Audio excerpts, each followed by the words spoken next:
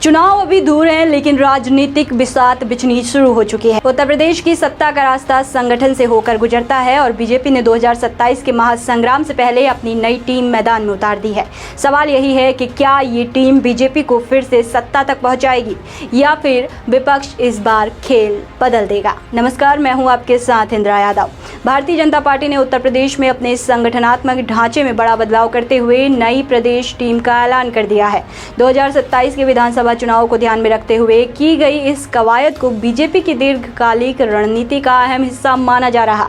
नई टीम में अनुभवी चेहरों के साथ नए नेताओं को भी महत्वपूर्ण जिम्मेदारियां दी गई हैं। पार्टी का दावा है कि ये टीम संगठन को बूथ स्तर तक मजबूत करेगी और आगामी चुनावी चुनौतियों का मुकाबला करने के लिए तैयार करेगी। सबसे ज्यादा चर्चा केंद्रीय रक्षा मंत्री और बीजेपी के वरिष्ठ नेता राजनाथ सिंह के पुत्र नीरज सिंह को प्रदेश उपाध्यक्ष बनाए जाने को लेकर हो रही है। इसके अलावा पूजा पाल और प्रियंका रावत समेत कई नेताओं को भी प्रदेश उपाध्यक्ष की जिम्मेदारी दी गई है।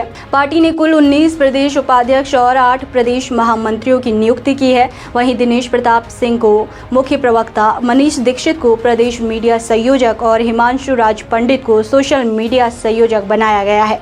राजनीतिक जानकारों का मानना है कि बीजेपी का ये कदम केवल पद बांटने तक सीमित नहीं है, बल्कि इसके पीछे सामाजिक और क्षेत्रीय संतुलन को भी साधने की कोशिश दिखाई देती है।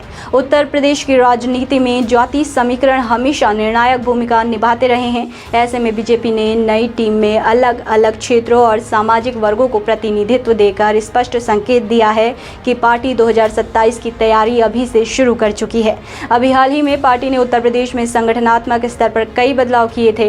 प्रदेश अध्यक्ष के रूप में पंकज चौधरी की नियुक्ति को भी बीजेपी की सामाजिक इंजीनियरिंग रणनीति का हिस्सा माना गया था।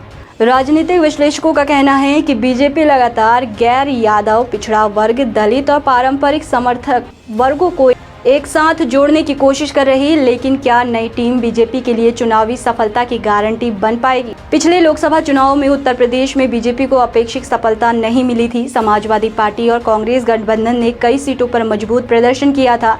ऐसे में बीजेपी के सामने सबसे बड़ी चुनौती अपने पारंपरिक वोट बैंक को मजबूत बनाए रखने के साथ साथ नए मतदाताओं तक पहुँच बनाना भी है। दूसरी ओर विपक्ष भी इस बदलाव को ध्यान से देख रहा। समाजवादी पार्टी लगातार पीडीए, पिछड़ा, दलित, अल्पसंख्यक के मुद्दे को आगे बढ़ा रही है। कांग्रेस भी संगठन मजबूत करने में जुटी हुई है।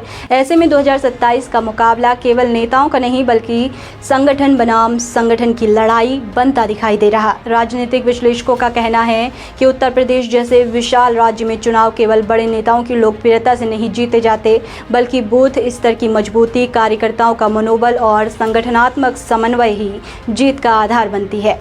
बीजेपी की नई टीम को इसी कसौटी पर परखा जाएगा।